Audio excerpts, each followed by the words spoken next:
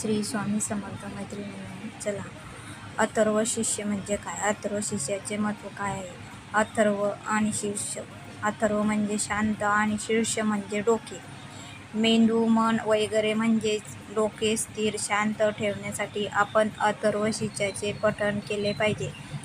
तसेच ज्या विद्यार्थ्यांचे अभ्यासात मन लागत नसेल, वाचताना मनात खूप विचार येतात, त्यामुळे वाचनाकडे लक्ष लागत नाही, त्या सर्वांनी गणपती अथर्व शीर्षाचे पाठ रोज अनंत चतुर्थीपर्यंत 21 वेळा पाठ करा किंवा गणपती स्तोत्र म्हणायला पाहिजे. अशा मुलांना अथर्व शीर्षाचे आवश्यक पठण करावे. गणपती बाप्पा हे बुद्धीचे देवता आहे व मन शांत व एकाग्रता व स्थिरता, शांतता. अथर्व शीर्षाने खूप फायदा होतो.